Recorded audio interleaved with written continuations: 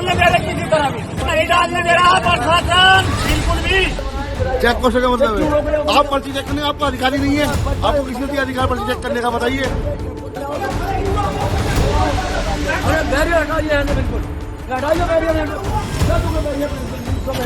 दोस्तों, महाराष्ट्र, झारखंड और उत्तर प्रदेश की 9 विधानसभा सीटों पर उपचुनाव हो रहा है। जिस तरीके से लगातार महाराष्ट्र में बवाल की खबरें सामने आ रही थी, कहीं पर कैश पकड़ा जा रहा है तो कहीं पर विधायकों को होटल के कमरे ही में बंद कर दिया गया। लेकिन आज उत्तर प्रदेश से सुबह सुबह जो तस्वीर सामने आई, वीडियो जो सामने आई है, जिस तरीके से प्रशासन पूरी तरीके से लोगों को वोट देने से रोक रहा है। समाजवादी पार्टी ने कल ही ये आरोप लगा दिया था कि पुलिस को कोई अधिकार नहीं है कि वो किसी को वोटिंग से रोक दे, लेकिन आज वही कुछ हो रहा है। जिस बात का डर समाजवादी पार्टी कल से कर रही थी, आज वही उत्तर प्रदेश की पुलिस साथ मिलकर करने का खेल कर रही है। जिस तरीके से जगह जगह से तस्वीरें सामने आ रही हैं कि लोगों को वोटिंग बूथ तक नहीं जाने दिया जा रहा है। समाजवादी पार्टी ने कहा था, चुनाव आयोग से ये गुजारिश करी थी कि पुलिस अधिकारियों को ये अधिकार ना दिया जाए कि वो किसी के वोटिंग आईडी को चेक करेंगे, लेकिन वही सब कुछ हो रहा है। और जिस तरीके से झारखंड में वोटिंग परसेंट लगातार बढ़ता जा रहा है, लोगों की लंबी कतारें लगी हुई हैं, और महाराष्ट्र में जो सियासी बवाल मचा हुआ है कि कहीं पर कैश पकड़ा जा रहा है तो कहीं पर नेताओं को ही कमरे में बंद कर दिया गया है। और एक आरोप लगा, फिर रात के 11 बजे भारतीय जनता पार्टी ने प्रेस कॉन्फ्रेंस करके ये बताने की कोशिश करी कि बिटकॉइन का मामला भी है। महाविकास अघाड़ी के नेताओं पर जबरदस्त आरोप लगाया है। लेकिन हम उत्तर प्रदेश की खबर पर बात करते हैं। जिस तरीके से उत्तर प्रदेश से खबर निकल कर आ रही है कि वहां पर बवाल मचा है, पुलिस ने लाठी चार्ज कर दी है। देखिए, खबर आपकी स्क्रीन पर है। वोटिंग शुरू होते ही हंगामा, मीरापुर से कुंदरकी तक वोटिंग से रोकने का आरोप। उत्तर प्रदेश की 9 विधानसभा सीटों पर हो रहे उपचुनाव के लिए वोटिंग जारी है। इस बीच समाजवादी पार्टी ने सत्ता पक्ष बीजेपी पर बड़ा हमला बोला है। उसने आरोप लगाया है कि कुंदरकी, मीरापुर, सीमा मऊ समेत तमाम उपचुनाव वाली सीटों पर भाजपा सत्ता जुल्म कर रही है। यही नहीं, सपा ने चुनाव आयोग पर भी निशाना साधा है और उसे चेतावनी दे दी है कि वो अपने खिलाफ जन आंदोलन के लिए तैयार रहे। तो दोस्तों, जिस तरीके से उत्तर प्रदेश की 9 विधानसभा सीटों पर उपचुनाव हो रहा है, कुंदरकी, सीसामऊ और ऐसी तमाम सीटें हैं जहां पर लगातार बवाल की खबरें आ रही हैं। कल ही समाजवादी पार्टी ने चुनाव आयोग को एक पत्र लिखा था और उसमें साफ तौर पर कहा था कि भारतीय जनता पार्टी किसी भी सूरत में उपचुनाव जीतना चाहती है, प्रशासन का इस्तेमाल करके, लोगों को डरा करके, ताकि लोग अपने घरों से ना निकले, वोट करने ना जाएं। इसीलिए अधिकारियों को रोका जाए। पुलिस किसी भी वोटर के आईडी को चेक नहीं कर सकती है। समाजवादी पार्टी ने कल ये चुनाव आयोग से मांग की थी, लेकिन आज वही तस्वीर सामने आ रही है। जगह जगह लोगों को रोका जा रहा है और उसके बाद जब लोगों ने यह कहा कि देश में संविधान है, आप कैसे किसी को वोट देने से रोक सकते हैं, तो पुलिस ने पूरी तरीके से लोगों को वहां से खदेड़ दिया है। अब समाजवादी पार्टी ने साफ तौर पर चुनाव आयोग और सुप्रीम कोर्ट से बड़ी अपील कर दी है।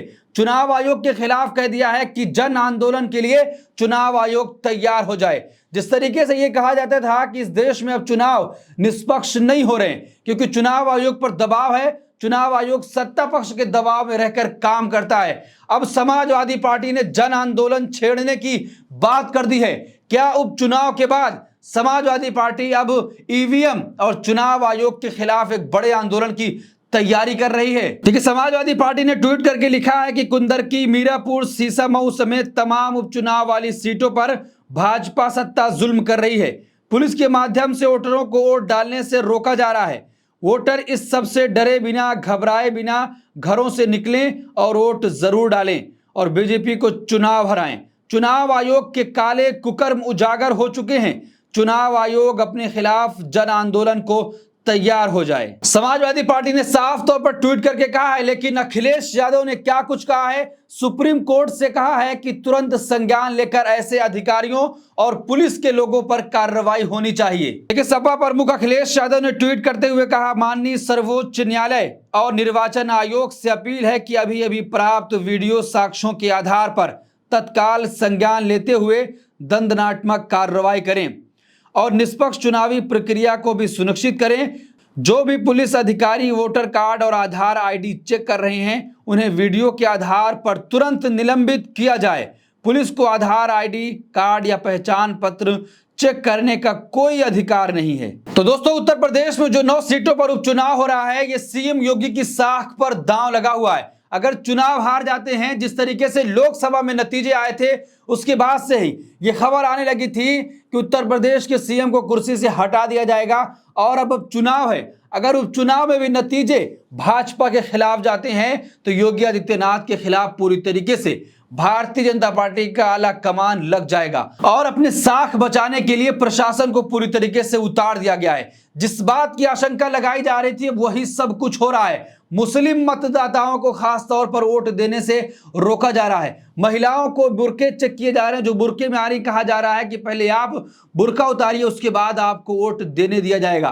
तो आप अंदाजा लगाइए, एक तरफ प्रधानमंत्री नरेंद्र मोदी अपील कर रहे हैं कि देश के लोग बढ़ चढ़कर लोकतंत्र के इस पर्व में हिस्सा लें, वहीं दूसरी तरफ प्रशासन लोगों को वोट डालने से रोक रहा है। आप अंदाजा लगाइए कि आखिर चल क्या रहा है। जिस तरीके से महाराष्ट्र में भाजपा के नेता पैसों के साथ पकड़े गए, उनको लोगों ने होटल के कमरे में ही बंद कर दिया, लेकिन 5 करोड़ रुपए कैश बताया गया, खबर चली, पूरी मीडिया ने इसको कवर किया। लेकिन चुनाव आयोग ने सिर्फ यह कहा कि 10 लाख रुपए बरामद हुए। आप अंदाजा लगाइए कि गोदी मीडिया झूठ बोल रहा है या चुनाव आयोग झूठ बोल रहा है, कि क्या भारतीय जनता पार्टी के महासचिव को बचाने की कोशिश की जा रही है। और उसके बाद भाजपा ने इसको काउंटर करने के लिए रात 11 बजे प्रेस कॉन्फ्रेंस करके यह बताया कि महाविकास अघाड़ी के नेता बिटकॉइन में लिप्त हैं, उनके ऊपर सीधे तौर पर आरोप लगाया गया। तो आप अंदाजा लगाइए, इस तरीके से झारखंड में लोग लाइनों में खड़े हैं, वोट डालने की एक लंबी कतार है, और महाराष्ट्र में ये तमाम चीजें हो रही हैं, और उत्तर प्रदेश में लोगों को वोट डालने से रोका जा रहा है। इसके मायने क्या हैं? और समाजवादी पार्टी ने जन आंदोलन छेड़ने की बात कर दी है चुनाव आयोग के खिलाफ। क्या उपचुनाव के बाद एक बड़ा आंदोलन चुनाव आयोग के खिलाफ होने जा रहा है कि जिस तरीके से इंडिया गठबंधन के नेता पूरे चुनाव के दौरान ये कहते रहे कि नेताओं के खिलाफ कार्रवाई हो, लेकिन किसी के खिलाफ कार्रवाई नहीं हुई। इस पूरे मामले पर आपकी क्या राय, आप क्या सोचते हैं? कमेंट बॉक्स में अपनी राय जरूर दें, और ऐसे तमाम खबरों के लिए देखते रहिए देश नीति। धन्यवाद।